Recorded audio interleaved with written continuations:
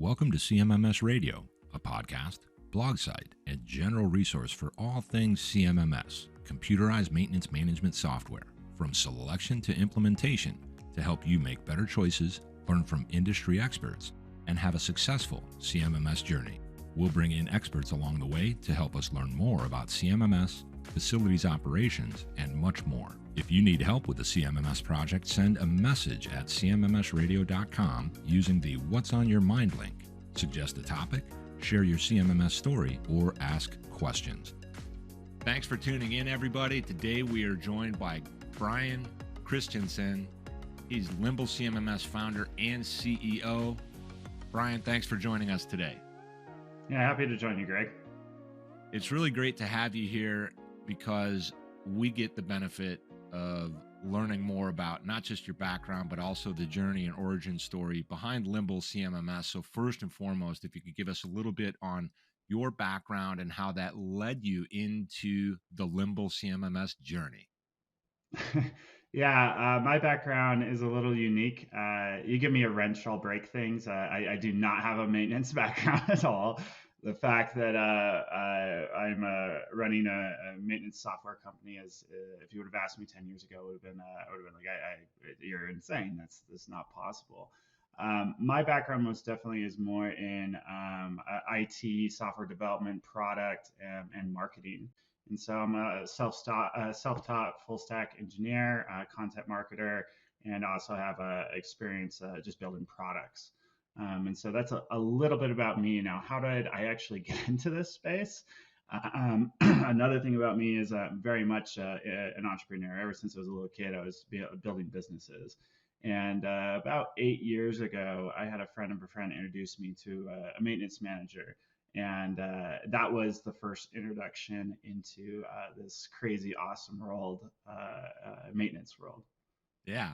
So through that, you were kind of hearing about some of the challenges that are experienced in that world and kind of put those things together and say, well, I know what we can do to help with that. What was that? What was that first initial kind of impetus moment?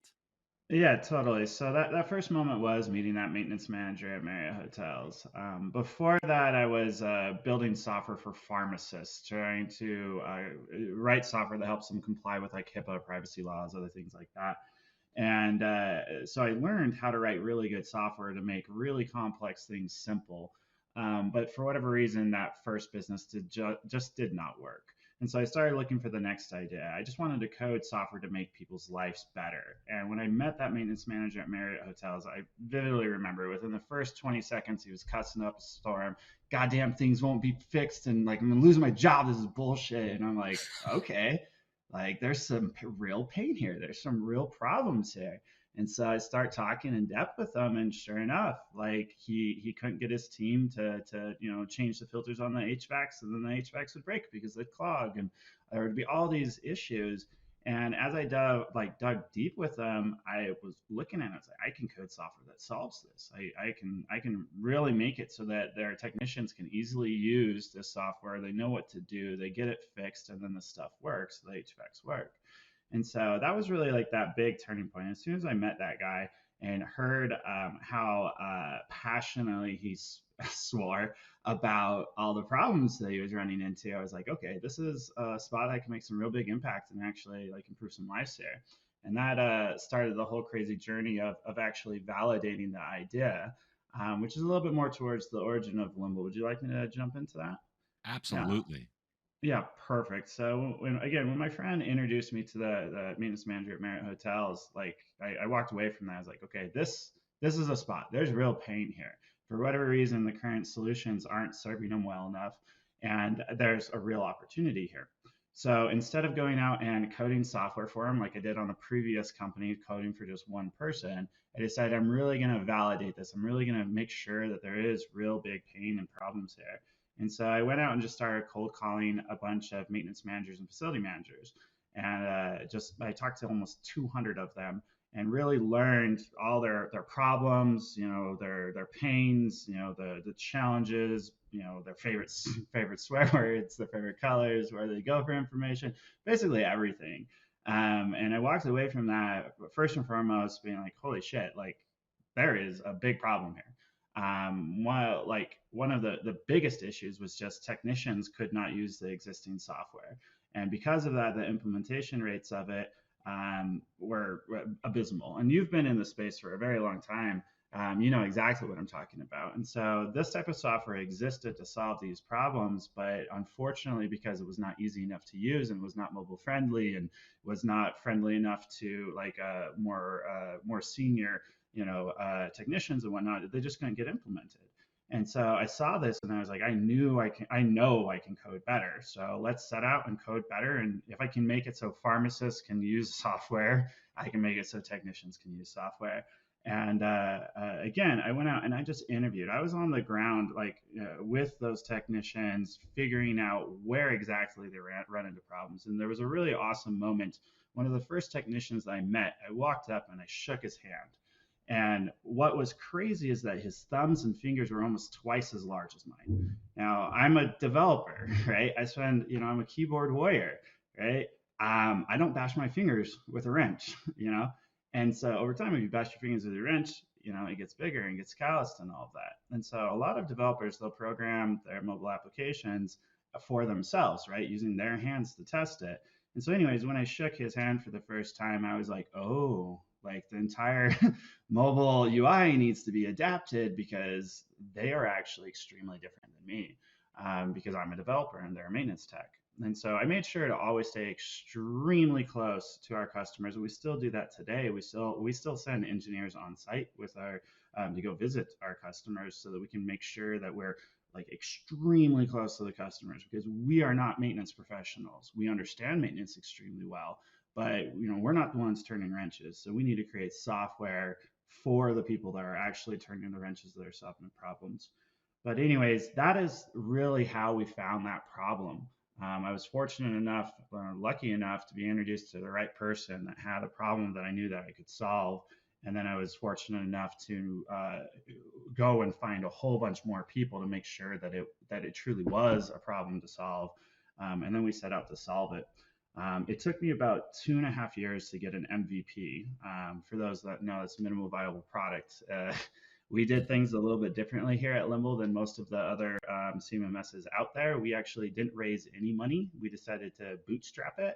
And that has changed since the early days. But for the first over 5 years of the company, it was completely bootstrapped.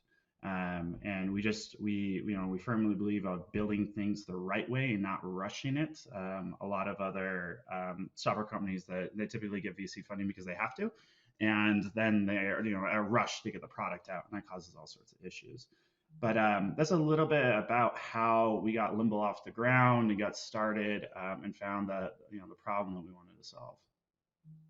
I love the story because where it starts, so there's a couple of things in that story that I think are really important from where I sit and what I think. When you get exposed to something where you do see a problem and you want to investigate it and really verify the problem, it's okay if you don't absolutely know that particular role, but if you can allow that role to have the right kind of influence, in other words, you allow yourself to be influenceable in that process, now you're working together to build what they need, and that's what you wanted to do in the first place. And then the other thing you did that I think is really smart is connecting with as many people as you could to really verify that that problem existed and that it had that kind of pain with it, so that you could then get about coding it in a way that you understood. But I also love the story about, working with this specific individual that you notice that the fingers are bigger and, they're out there turning wrenches and whatever happens. But this is an actual thing that a lot of people don't realize. When somebody's working on a rooftop unit, or they're in some small space, anything like that, they don't want to mess around too much with what they do on their mobile. They want to just, yep, this is done. This is what happened. Boom. And they want to keep moving because that's where they're going to get the efficiency. But the reason they will do it is because you've made it easy on them. And that heads upline so that the C-suite can see what's happening. And They're cool there. They want to turn the wrenches. They're gunslingers, and I mean that Totally. in a complimentary way. They get stuff done. They take incredible pride in what they do, and they do great work. And the MVP story is also critically important because when you're self-funded like that, there's a difference in the motivation, like internally within yourself, and how that kind of permeates through the team. Because at that stage, you're builders, and that's exciting. And I Totally. think that's a great part of the story. So with that, and that kind of encompasses the initial problem that you noticed and started to solve. When it comes to the user adoption, did you see initially and early on that there was more of an impact in the user adoption than what you had been hearing about? Was that a pretty quick Oh, right out of the gate. verification? Yeah, right out of the gate. And so, like, even from the very first versions of Limble, like the user adoption was just through the roof. They're like, "Oh my God, this is so easy! Like, thank goodness! Like, I think I can actually get my team to use this. Holy cow!" Right? Yeah. Probably my favorite line. I don't know if you have to bleep this, but from a No. customer, he said, "Limble is better than sex and easier too." And I wish there was a recording for that because it was just absolutely hilarious. But no, the user adoption was just absolutely through the roof. And again, I think it goes very heavily, not just to get the techs using it, but the more senior techs that just have been abused by software for so many years that they just refuse to use anything. And so from the very, very, very beginning, it was user experience, user experience, user experience. And that is still how it is today. But in the early days, it was like I knew I was going into a saturated market. I mean, you're familiar with this. There's 200, 300 CMMSs. Like, I knew that the only way to beat them was through user experience. And you can see that, like, if you have a great user experience, you'll see the user adoption across all of the roles, not just technician or manager, but even all the way up to C-suite. And so we saw that all the way through, like, from the very, very, very beginning. And that is, I would say, not only what you want to see, but you want to capitalize on it, because that's where you're getting that full circle kind of thing. I talk about it on episodes. I've talked about it for years, where yes, we're selling software, we're solving problems, but we actually want to solve the problem so that you're happy and everybody's happy. It's that win-win kind of Yeah. pursuit. And I also am a firm believer that there's a lot of CMMS platforms out there. I mean, there's definitely at least 300. I've heard numbers as high as 400 plus, which is insane. And how do Yep. you sift through all of this? And I think there's a lot of companies out there that are really trying their best, but sometimes they're not understanding their their users and what you've included. And this is a common theme here, where we want to pay attention to the boots on the ground, the wrench turners, the people that are actually getting it done. And if they're involved not only in your pre-selection process, but when someone, let's say, for example, they connect with Limble and those people are involved and they see it and they like it, maybe even they get to put their hands on it and they say, we would use this. Now, that organization that's selecting this CMMS is off on the right foot so that they can get that kind of user adoption. Now, do you ever encounter situations where someone's using Limble and don't don't know how to leverage their data? There's this big trend right now with a revitalization of the digital transformation, as that leads to, better data driven decision making. But Yep. what do you do in those scenarios where they're using it well, but now they're struggling to interpret their data, leverage their data properly? Is there anything that you have in place for that as an organization, or what you've seen?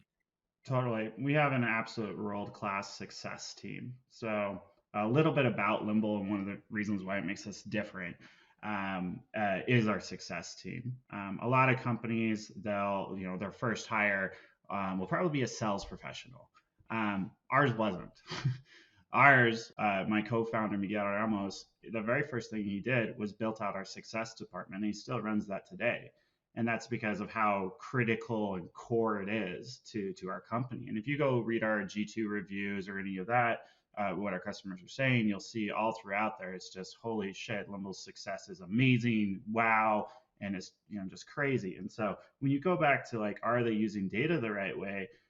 We have the success team that as we implement them, how help them get onboarding, we tie that into it. And so they get that from the very, very beginning. They can immediately see, okay, which asset is costing them most and why, which technicians are doing the work, where are you spending the most money on spare parts, just the basics that they need on interpreting their data. Now, that being said, you can get really crazy with data, as you're well aware, and you can do all sorts of reliability analysis and all of this crazy stuff. Not everyone is there yet, right? It's like most people, they need to walk before they run. And so we have plans in place that over a year or two, even 3 years, will slowly but surely get them more, what's the right word? Not addicted to data, more a data convert, where they're like, holy cow, I can see this, I can do this, I can do this, and they can do that all straight in Limble. And so we have a bunch of different little systems through our onboarding and our success team that helps get them where they need to be. And every customer honestly is different. Again, like I said, some are they need to walk before they run. Some customers we run into, and the guy setting it up, just happens to have a systems background or something, and they want to go straight to running. It's like, perfect, we can do that. And so it varies a little bit, but yeah, data is a really big thing. As these systems like Limble finally get, they're finally good enough that technicians will actually put in data, so that you have the data to actually play with and be a true, data fanatic. But that is a big change that's happening. Compared to 5 years ago, where they just had no idea what was even happening in their maintenance department. They had no idea where their costs were. They had no idea when something was even last had a PM done it. They just had no data, because the technicians would fill it out on a piece of paper if you were lucky, and obviously a piece of paper you can't query a piece of paper. And so there's a big trend in the right way for being a data fanatic. Well, and I think what you're talking about is a certain type of maturity that develops as the behaviors change, because now you've got the right people using the solution in the right ways for what they do. And that feels to me a lot less like forcing them to do something. It feels a lot more like empowering them. Yep. And, maintenance technicians, they want 3 clicks, not 8. I want 2. Right? Exactly. And then, as we move through the organization, they want different types of elements that are all coming from those same contributions. But if you can get that frontline contribution, that's going to make all the difference in the world. And then that data is going to be better. And personally, I've thought over the years, I would rather have much more data that I can then find meaning in, rather than I need this data and I don't have it anywhere. If that makes any sense. And I think that's one of the big advantages. And you also pointed out another thing, where you have to start with your initial setup and covering the basics, and then you will start to progress. And then with Limble having customer success and other types of support systems in place for people to actually keep doing that. I love that you said, this kind of 1 to 3 year range, where you're going to see this massive jump once you get to that 2-3 year mark and look back. The things that you're doing, the things that I think that's really the point, and that's really worth it for everyone to put in that effort, because it's going to really set you up for long-term success. Yeah. Oh, totally. And I mean, you can get success. Like our customers get a return on their investment within 30 days. And so you see like drastic like labor efficiencies and all sorts of stuff right away. But then you set yourself up for success. So a year, 2, 3 years from now, you can actually look back and see trends in all your data. And so it's like it's value. And it's just, I mean, there's a reason why the CMMS market is just blowing up, and so many more people are looking at it. It's like, we really need to get a CMMS in place. And it's just because the return that companies get when they set these up are phenomenal. We were doing some metrics, and we were trying to tie in how many dollars are we saving our customer for every dollar they pay us? And those results came back at a 49-to-1 ratio, which is just insanity, honestly. When you, again, this is factoring labor efficiencies, downtime reduction, business insights, spare parts spend. But yeah, the return just from the data portion makes it worth it. But then with all the other things, it's you get these insane returns. And again, that's why the CMMS market really is just blowing up. I agree with you, and I would add to that this idea that maybe there are a lot of systems out there because so many organizations and the frontline workers and everyone within those organizations works in a specific way. So you end up finding traction with systems that work in this way versus that way. And then we get into this, we can really spin out with what's your ICP, who's the avatar that this was originally built for. And it starts to quickly change inside of the first year of launching a CMMS because anything can happen. Somebody's a facilities manager, they're working with you in a particular type of environment. Well, they leave, they get a new job doing something similar, but totally different industry. And they call you and say, I love the system. Can I use it over here? And you say, well, let's take a look. And it turns out, yes. That doesn't mean one system fits every single scenario, but that's how these companies get into multiple markets. And you've seen those exposures yourself. So you started at one place, and now I think you guys are in myriad environments. I can't remember them all off the top of my head at this point, but Oil and energy facilities, manufacturing, hospitals, zoos. I mean, we're everywhere. Our origin, which I didn't get into fully, is a little bit different. A lot of CMMSs, if you look at their history, it's because I was working in a manufacturing line, or I was working in a facility, or I was working in wherever, and they build their CMMS for that specific niche. right. We did it completely different because, again, I have no maintenance background. And so I didn't say, here's a CMMS for manufacturing. When I went out and interviewed so many people, it was across the entire spectrum. And I was able to collect a bunch of different insights and was able to, from the day one, build into the DNA of the product itself an insane amount of flexibility. And also our go-to-market strategy, or at least our early day go-to-market strategy, was people search online and they find us. And so the very first customers were from widely different industries. Our very first customer was actually a fleet of disposal trucks.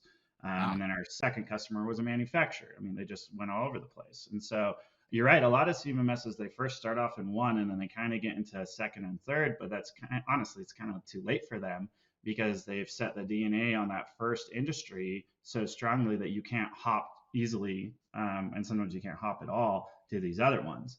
Limble is completely different. It's part of the reason why we have it called Limble. It's supposed to be nimble and limber, very very flexible, morph to your needs. But no, anyways, I completely agree with you that there are these specific verticals that most CMMSs go into, and there's pros and cons to that.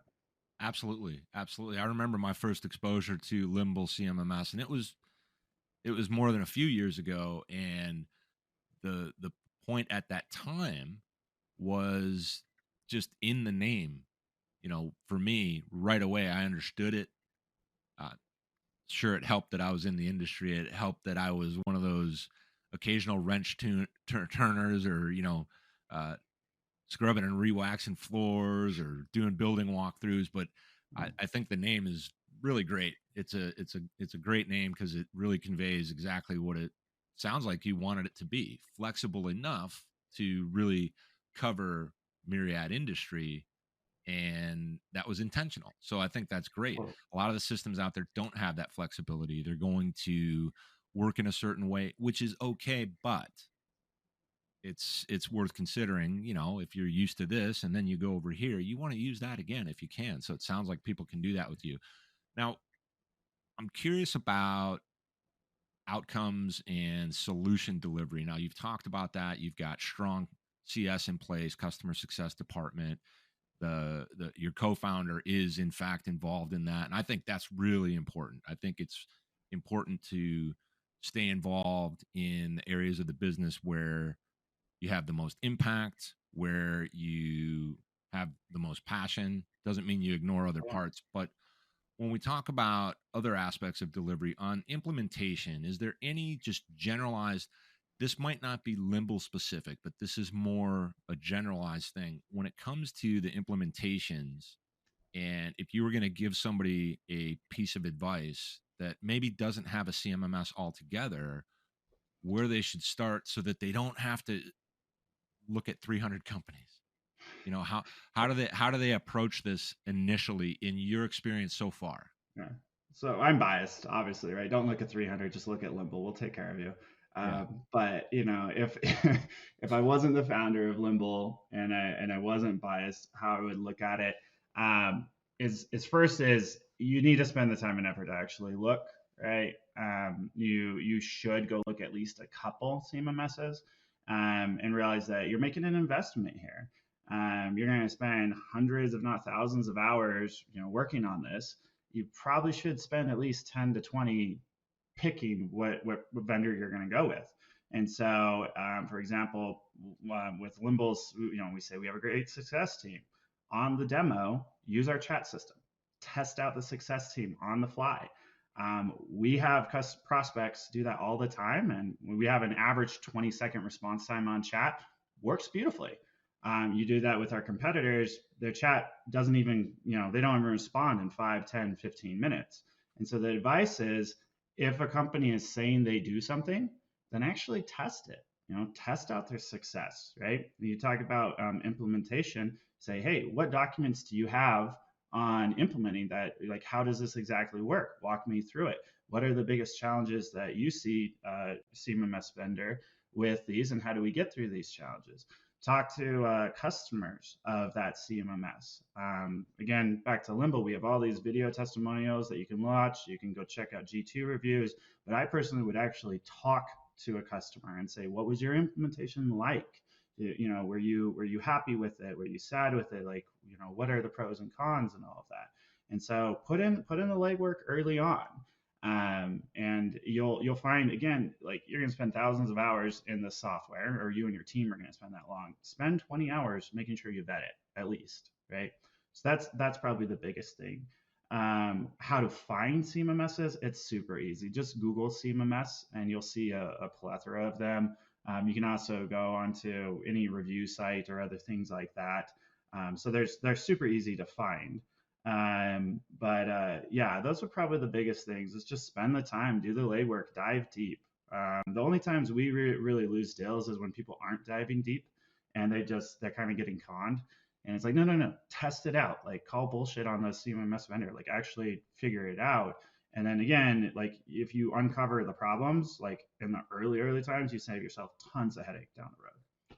I agree with everything that you said. I often talk about asking vendors the hard questions, and I think vendors should ask their potential clients the hard questions, because now True. we're in there figuring it out, and it makes a difference because credibility will be there. It will be there. You can fall into your natural instincts when you're in those dialogues, because vendors want you to ask them hard questions because they're confident that they can answer them. And a lot of times people don't necessarily, plenty of people get it, but when you ask a vendor a really hard question and the vendor is considering whether they want to look a certain way versus whether they're going to answer the question, typically they're going to say, well, can we talk about that a little bit more? How critical is that to the outcome of this project? Because if it's not quite a fit, that's an opportunity for both parties to disengage in a professional, courteous manner. So asking those questions is really important. I think talking to a customer and asking them their experience is really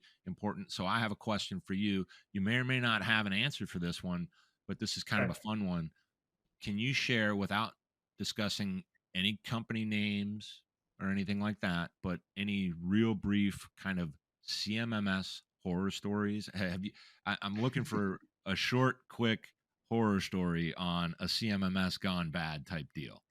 Well, I won't say any names. I don't like talking Right. badly about competitors like Right. that, right? Like, we're Right. we're like most of the CMS competitors are really trying to make the maintenance professionals' world a better place. So I Absolutely. don't want to I don't want to say anyone's name, but Yeah, I mean, we hear them all the time. I mean, a ton of customers that come to us, it's because they tried to implement a bad CMMS and they couldn't.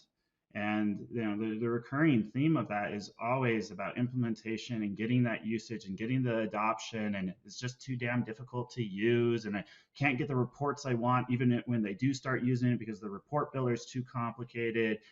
Their support won't help me. Maybe they helped set me up in the first couple of weeks, but now I can't even get a hold of them. Like the real horror stories come around, them getting locked in for multiple years even. And then I probably shouldn't say this, but we've even helped customers, like we're like, okay, we'll just help get you out of the contract. We'll give you like 6 months free to just help you justify the fact that you spent a year on this really crappy system, so you can actually get on a good system, and we'll help you move over. Right. And those customers are so thankful because they put their necks on the line. They go to their boss and say, hey, we're going to spend a lot of money on a system that's going to deliver a great return. And then 6 months in, nothing. Right. And now they're looking at, it's like, hey, our annual subscription is going to end and it's going to be 12 months in. And I'm going to have to go talk to my boss and say, hey, I just wasted all of this money. We're still having a ridiculous amount of downtime. We're still having all these other problems. I really messed up. And so they come to us and then we're like, hey, we can help you get you out of this, right? Without even really costing you any more money. We'll just kind of bridge that gap and we'll get you on a system that you can actually use. And they're incredibly grateful. It's one of the things I love most about the people that we serve. These maintenance professionals, they're insanely grateful for the help that we do. And that's because they live in a world where everything's breaking all the time and they understand what it's like. And so they're just the people we serve are amazing. But anyways, the horror stories are all around horrible setups, not being able to use the software, and then because of that, the root problems like things breaking left and right, they're still there. They're still getting yelled at because a production line went down. They're still coming in on Christmas Eve because something broke. There's still all the problems that exist in a facility that doesn't have a good CMMS in place.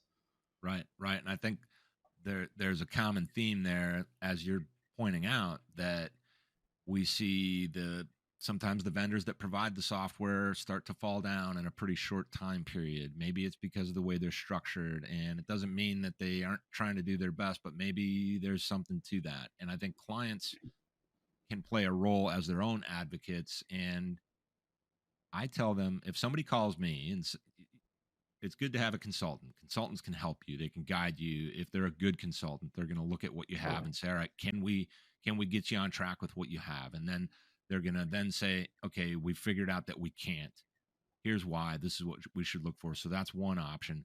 But if you're a customer using the CMMS platform and you're having any of these struggles or issues, you really gotta put a lot of pressure on your vendor, because they may actually want to help you, and sometimes the squeaky wheel gets the oil.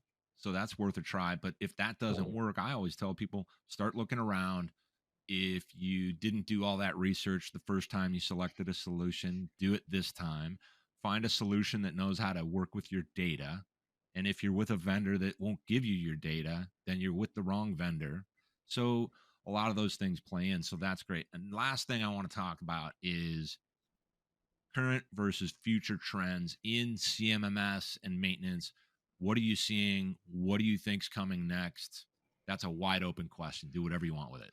Yeah, so current trends. I think CompareSoft just did a pretty good article or survey about what they're seeing with everyone that's trying to shop for CMMSs.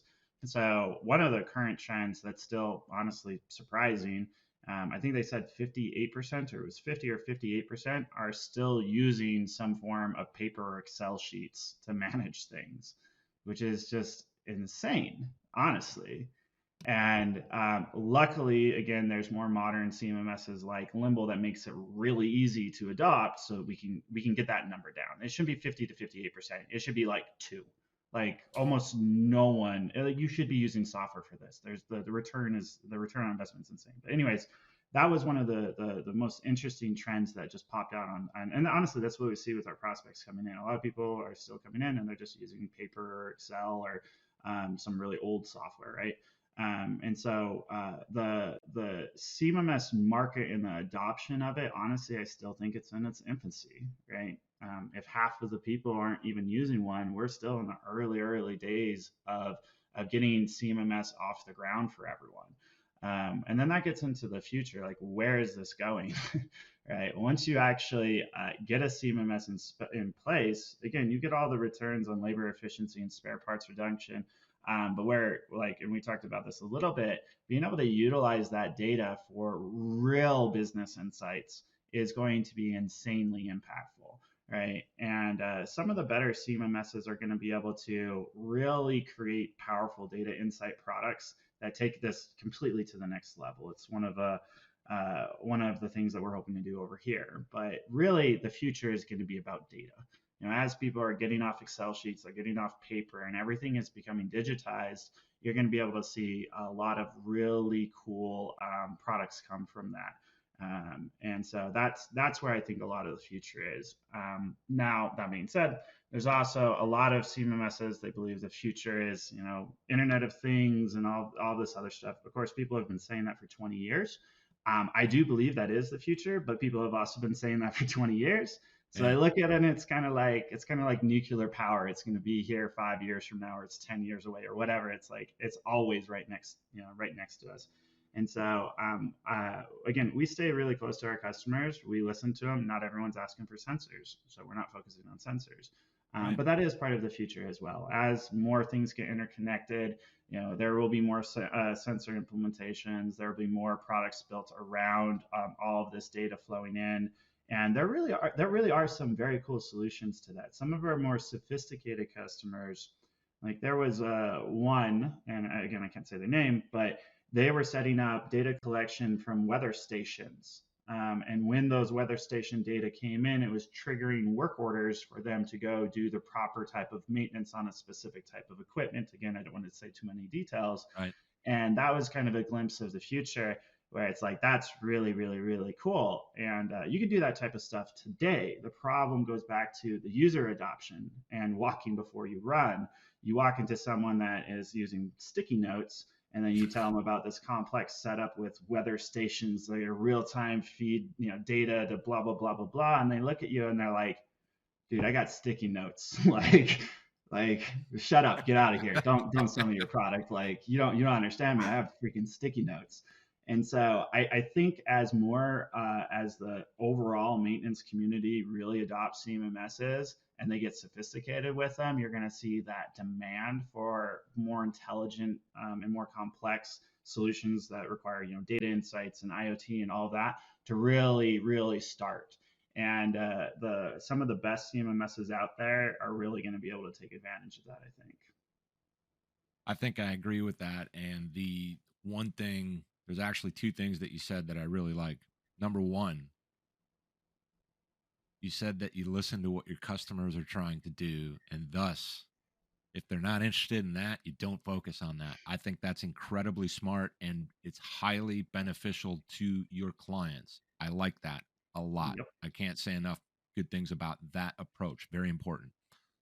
Second thing you mentioned was around these great technologies, and if somebody's able to utilize information from weather systems and balloons and feed into a system to trigger events that are more likely to head off, stop, or prevent some failures, whatever the case may be, I think that's great. But you do have to, anybody out there that likes that idea, you have to get there. You don't start there unless you're already at a point where that's the next step. So that's a really important thing that you also pointed out. So I really appreciate that, because it's good guidance. What we want to give people is good guidance. And for CMMS Radio, the idea here is clients, users, frontline workers, the C-suite, everybody at these organizations using platforms, very important, and the critical audience for the show. But we also want to have vendors and people with different types of expertise, outlooks, and viewpoints on this world we call CMMS, feeding into that so that people can learn a little bit more about how companies operate, what do they stand for, where did they come from, and what do they really give a shit about. And I think that's what's so important about having an episode like this. And I really want to thank you for being on this episode. I know it's our first one, but it's really great to learn these things about Limble, as well as yourself and how you're approaching your clients. So how do people get in touch with you if they want to reach out, Bryan, and get connected? Yeah, I mean, you can just email me directly, Bryan at LimbleCMMS.com. I'd be more than happy to take emails. If you're more interested in the company or the solution itself, there's also, you just go to our website, interact with it. We have the chat window, or sorry, the chat bubble in the bottom right. But we also, and we're one of the only CMMSs, I think, to do that. There might be one other, but we allow you to actually test out the software, live test drive our software on our website. You don't have to give us any information, nothing. You just go click a button, you can test the software. And so we're that confident that our software is easy to use and it's friendly and it's going to do what you want to do, that we just let anyone test it. And so again, you can get in contact with me directly just through my email. Or if you're looking at, it's like, hey, maybe I should really actually check out this product, go to our website, play around with it. And I also would say go check out the reviews and whatnot, hear what our customers have to say, because that's crazy important. That's excellent. Well, Bryan, thanks for being with us today. We really appreciate all the great insights, and we look forward to another one in the future. Cool. It's a pleasure. As always, Greg. Did you find this episode helpful? Please send us some feedback, suggest a topic, or ask a question, and follow us on your favorite podcasting platform. Reach out to CMMS Radio if you need a co-pilot on your CMMS project, and keep listening to CMMS Radio. Do you have a CMMS story? We'd love to hear it. Visit CMMSradio.com and use the What's on Your Mind link. Thank you for tuning in to CMMS Radio, your resource for all things CMMS, from selection to implementation, to help you make better choices, learn from industry experts, and have a successful CMMS journey.